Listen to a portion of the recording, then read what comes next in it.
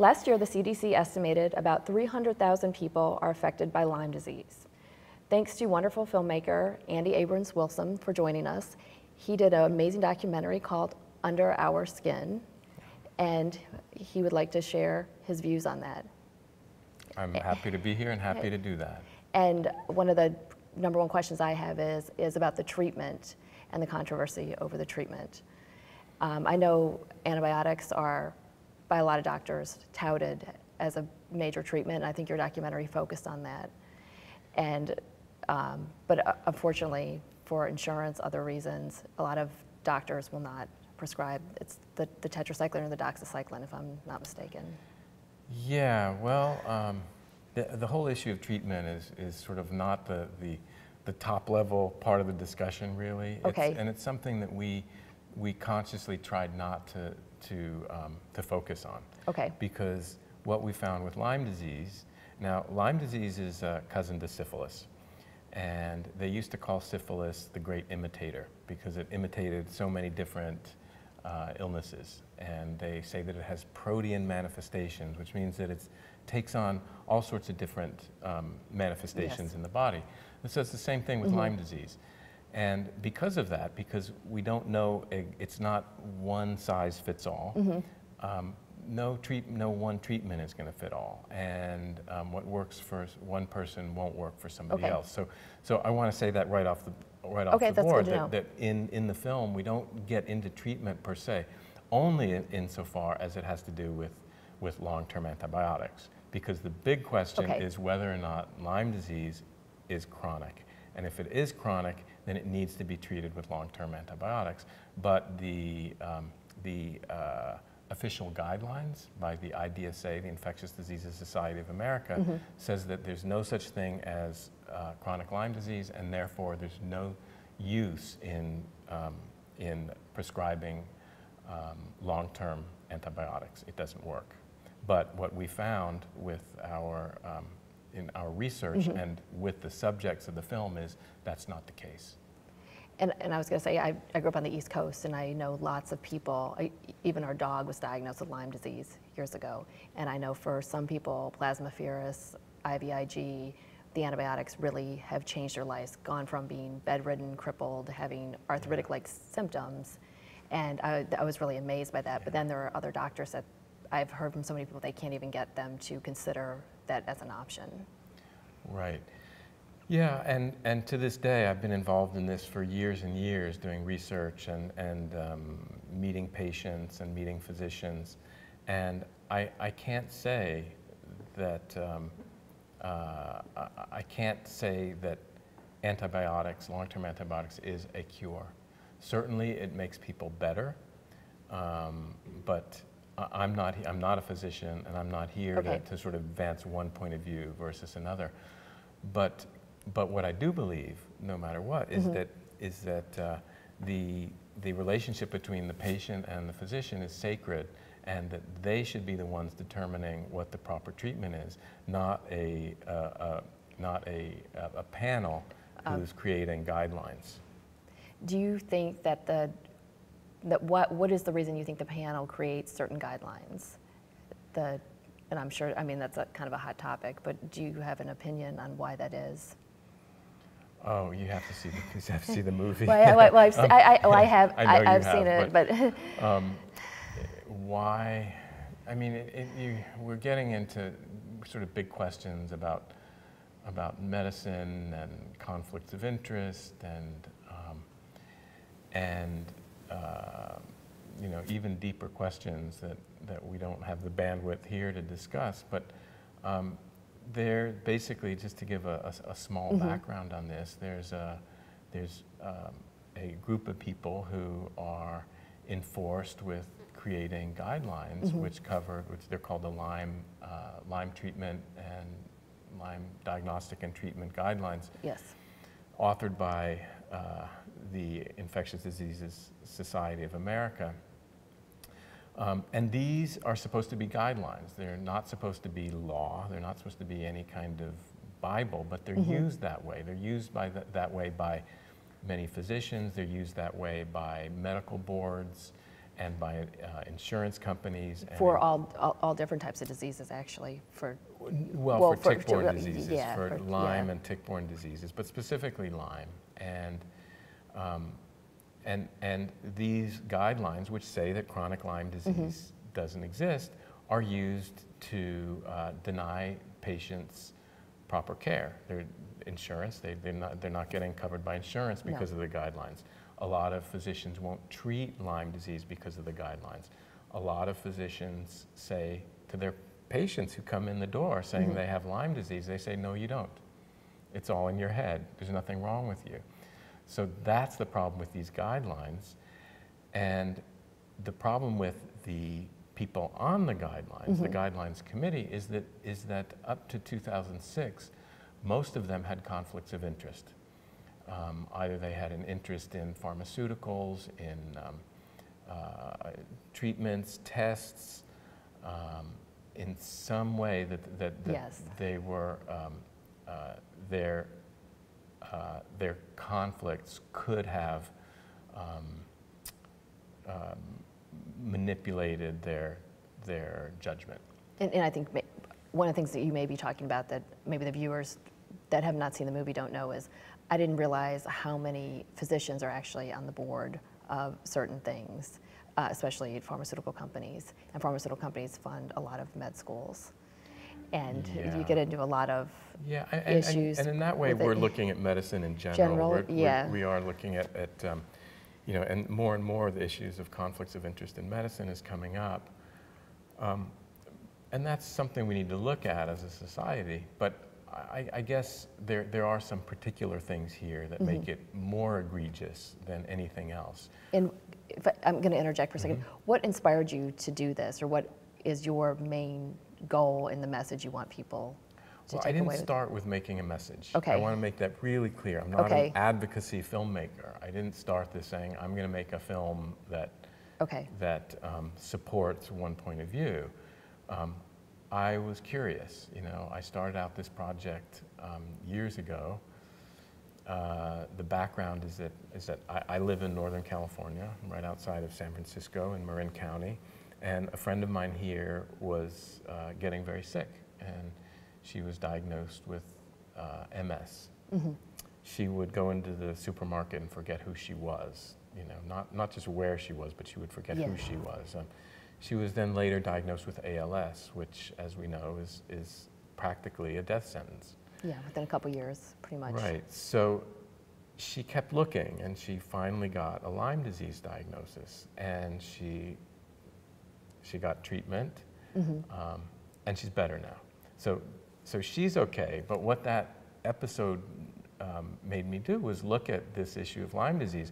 My only experience with it was that my twin sister on the East Coast had it years ago. I didn't take it seriously at the time. I thought she was malingering. She was always tired. She was always complaining about something. The doctors wouldn't take her seriously, and so I didn't take her seriously. And that's what I knew of Lyme disease. About how many years ago was that? This was 10 years ago or so, and so I thought Lyme disease was not a serious disease, and I thought it was confined to the East Coast. So when I found out that a friend of mine was sick, that it was life-threatening, it was here in California, and that it was similar to syphilis, I really opened my eyes. Now, the name of my production company is Open Eye Pictures, and I saw that. And so that's what I'm interested in doing. I'm interested in opening eyes, not just my own, but others. And so I thought if I had such a reaction to this, a profound reaction to like, how can this be? How can we not know what's going on here? I thought that it became my mission to try to understand what was going on, and uncover, let's call it, the hidden story of Lyme disease. What does your sister think of your documentary? Obviously, she's probably proud of you. Well, you know, I think of it sort of as the film as sort of penance for the way I treated her when she was sick. But I think in some ways she also probably feels a little bit like I co-opted the disease. She's the one with the disease, and I'm the one getting all the credit. attention. Yeah. Yeah. So I don't know. She's okay now. She's better. But as we know from a lot of people who have chronic Lyme, is that their symptoms sometimes return. It can be relapsing. Yes. So they need to pay attention. And that happens to a lot of people, where they'll go through a period of remission, and then that's part of the controversy too, is can you really and truly get rid of it? Like autoimmune diseases, where they're waxing, they're wane, and you'll get the arthritic symptoms, and then there are all different options. Right. The Lyme cabal, the Lyme orthodox viewpoint is that if you are sick after the initial period and after treatment with antibiotics, 4 weeks of antibiotics, then anything else is what they'll say it's an autoimmune response, or they'll just say that it's some sequelae that they don't necessarily know the origin of, but it's not Lyme disease, and therefore it should not be treated for Lyme disease. That's very interesting, because I know several people growing up on the East Coast, and some people have gotten over it. Some people say they ended up being told they had lupus, which is also known as the great impersonator, the great imposter, that goes with a lot of diseases. Other people go on and off the antibiotics. Some people have had to switch doctors because they'll go to one doctor, get antibiotics, and then after it doesn't work, they don't want to continue, and they've had to search or go to another state. Yeah. Well, you mentioned lupus, and that's an autoimmune condition. Yes. And we have all these conditions that we don't know the cause for. So we have all these neurodegenerative illnesses, such as ALS and MS and Parkinson's disease, for which we don't know the cause. They're conditions we don't know what causes them. Yes. Now, in many cases, the cause has been shown to be Lyme disease. Many people, many people have been diagnosed with MS or ALS or Parkinson's, and then later gone on to get a Lyme disease diagnosis, and they got better. As a matter of fact, my friend who was diagnosed with ALS, had she not kept looking for a second or third or fourth opinion, she could be dead today. So that's how serious this is. People are not getting proper diagnosis, and then once they're getting a proper diagnosis, they're not getting proper care. And the results, that's why it is a life or death issue. What we're seeing more and more is that Lyme disease is not really accurate. Lyme disease is not really just Lyme disease, which is the organism called Borrelia burgdorferi, the bacteria. It's that, but then there's other co-infections that are often found in ticks, bacteria, viruses. So it is more complex. So it's not just an issue of treating the Lyme bacteria. And that's why one thing that interests me is not just looking at this as, part of the problem is perpetuating our scientific and medical linear model of one pathogen, one illness, one cure. And that's why I don't even want to talk about antibiotics, except insofar as it should be the patient's and the physician's right to choose their treatment. Because the health of an individual only pertains to, and is in context to that individual. And we've seen that a lot of people with Lyme, it's triggered by trauma, or by pregnancy and birth, hormones. So do you feel that DNA plays a role too? Absolutely, yeah. So there's a lot more than just one bug and getting rid of that one bug. And I think that's one thing that's sort of a take home for me from doing all this research. Is it sort of like shifted my perception of both medicine and healing. And it's also shifted my perception in terms of what we can take as true in the media. You know, when you say Lyme disease, people say, oh yeah, I heard that was psychosomatic illness.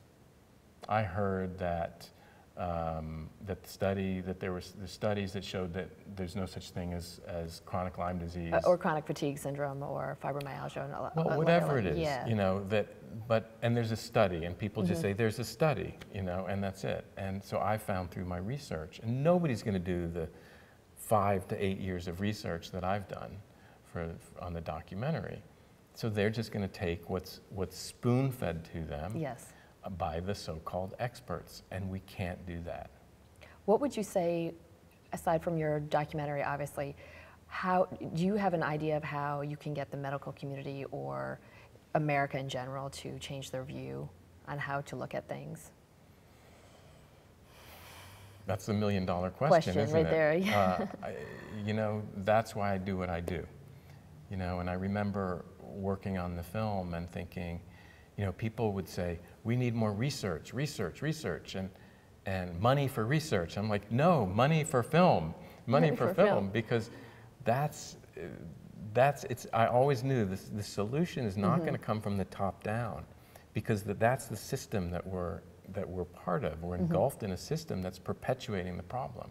So it's not going to come that way, because it's going to be the same. The money's going to go to the same people, and we're going to get the same results.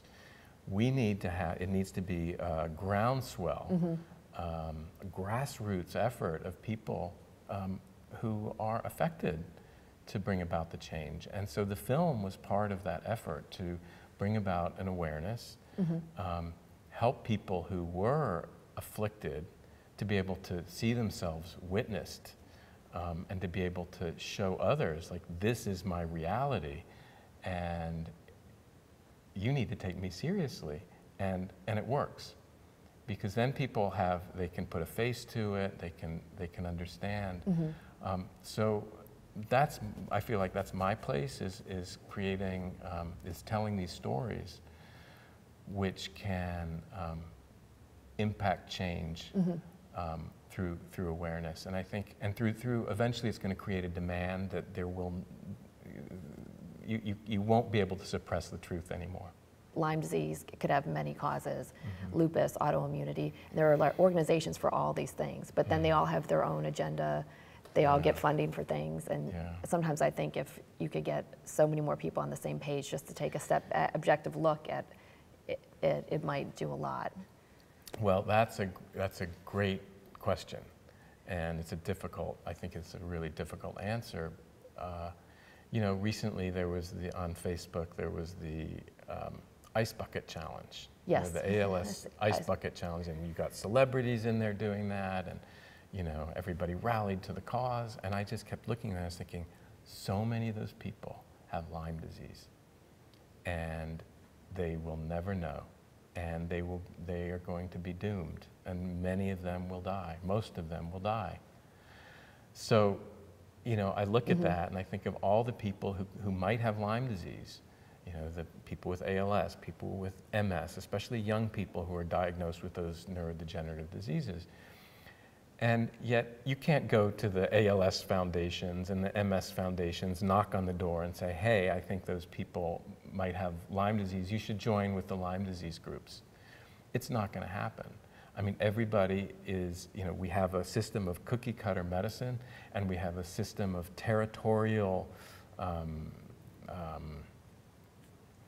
associations, where medical associations and groups where everybody's fighting for the few dollars, and they want it to be, you know, part of their group and their identity. And we're identified with, someone who has ALS is identified with ALS. Someone with Lyme disease is identified with Lyme disease. Michael Fox, who's diagnosed with Parkinson's, he's out the there actor. The actor. He's on the forefront of the Parkinson's movement. He also, incidentally, had a positive diagnosis for Lyme disease, but he's picked up the bandwagon for Parkinson's disease. You know, are you going to get him and to sort of join forces with the Lyme groups? You know, it doesn't seem to be happening, and that's part of the problem. How would someone who has Parkinson's or ALS or any other neurodegenerative disease figure out that they have Lyme disease? What would your advice be on how to go about that, or consider that as an option? I guess first of all, I want to say it's not just neurodegenerative diseases. It's chronic diseases that seem to appear overnight, that they can't get answers for. It changes. One day it sort of shifts. One day it's cognitive, another day it's musculoskeletal. So it's, that it's sort of like, that seems to be a lot of what it's about. It's unexplained, it's shifting. But for all of that, whether it's neurodegenerative, whether it's someone who's been diagnosed with MS or ALS or Parkinson's, anybody who's diagnosed with one of those things, especially if they're young, I would say keep looking. Find a Lyme literate physician. Unfortunately, you can't just say, go get a Lyme test, because people will say, oh, I had a Lyme test and it was negative, but the standard tests are not good. No. They've been shown to be about 50% accurate maybe, and that's part of the problem. So you need to find someone who's a Lyme literate physician, and you would do that by maybe going to the underourskin.com website and looking in the resources section, which will guide you to groups that can help you in that way. And I was impressed you did have extensive research, or resources where people can go. Yeah. If they can find out about your film. Right. That's part of the problem. A lot of people just don't consider another option, or they go to doctor after doctor, and then unfortunately when they get something like, say, Michael J. Fox, then they hold on to that this is what I have, this is my reality. Yeah. And they get stuck, is how I feel. Yeah. And we had the scientist that we profiled in Under Our Skin, he found in 7 out of 10 brains of people who were diagnosed, who died from Alzheimer's, he found the Lyme spirochete. So, it's not just that they were contaminated, it's that it was actually, their DNA was joined with the human DNA. So it couldn't have been a question of being contaminated. Those studies need to be replicated, and they're not getting replicated. But we need to pay attention, because people are dying of these chronic illnesses left and right. And if there's something that we can do to save them, it's our responsibility to do so. So our film is a call to do that. It's a call to wake up, pay attention, open eyes, and do the work that needs to be done. I'm not saying we have the answers, but we certainly have the questions, and those questions need to be addressed. Thank you so much for being my guest today, Andy, and for opening my eyes and hopefully the eyes of lots of other people as well. You're welcome. Thank you very much.